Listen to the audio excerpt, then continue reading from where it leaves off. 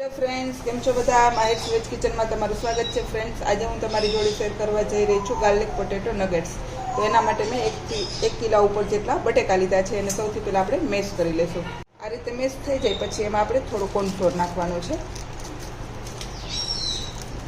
અત્યારે આપણે 2 ચમચી જેટલો એડ કરશું, પછી જરૂર લાગે તો વધારે નાખવાનો છે. અને સ્વાદ મુજબ મેં બાફવામાં મીઠું નાખ્યું હતું એટલે ઉપરથી થોડું મીઠું એડ કરશું.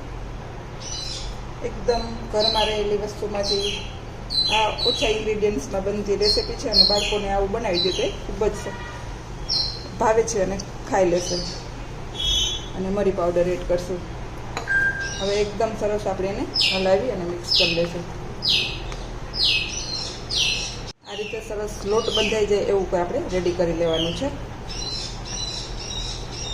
અને 2 હાથે સરસ મિક્સ કરી અને લોટ બાંધેલું હોય એવું તૈયાર કરવાનું છે. આ રીતે લોટ તૈયાર થઈ જાય પછી આપણે પ્લેટફોર્મ ઉપર કોર્નફ્લોરને થોડો છાંટી દઈશું.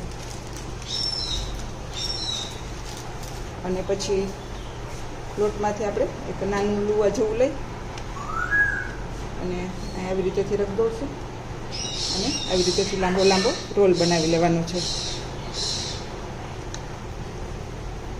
તો આ રીતે આપણે બધા રોલને રેડી કરી લેશું.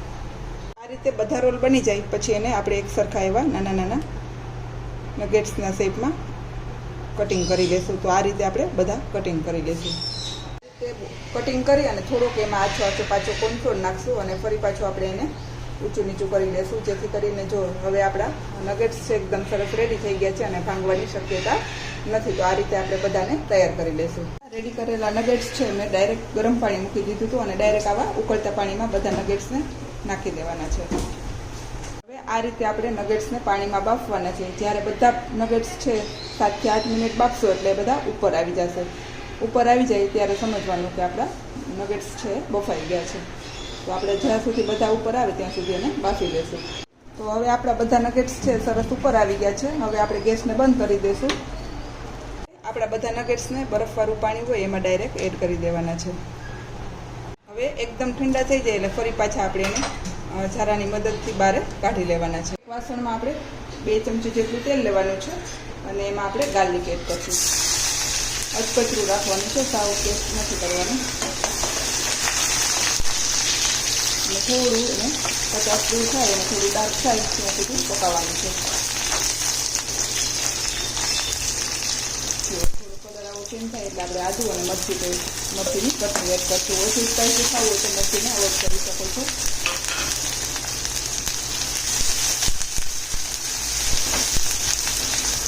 થોડું ચીલી સોસ એડ કરશું.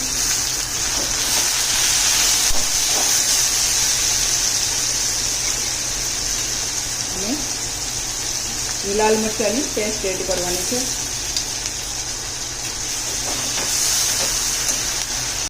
કેચઅપ 2 થી 3 ચમચી જેટલું.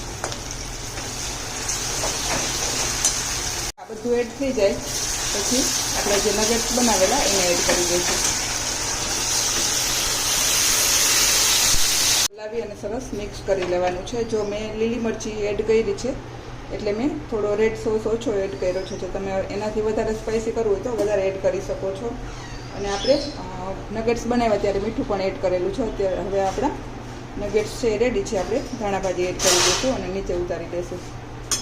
ખૂબ જ ઓછા ઇન્ગ્રીડિયન્ટ્સ અને ઓછા તેલમાં બનતો અને ટેસ્ટફુલ આ નાસ્તો છે, તો તમે ચોક્કસથી ટ્રાય કરજો. આપણે ઉપરથી લીલી ડુંગળીથી ગાર્નિશ કરશું. તો ફ્રેન્ડ્સ, તૈયાર છે મારા ગાર્લિક પોટેટો નગેટ્સ. જો તમને મારી આ રેસીપી પસંદ આવે તો લાઈક કરજો, શેર કરજો અને સબસ્ક્રાઈબ કરવાનું ભૂલતા નહીં. Thank you. બાય.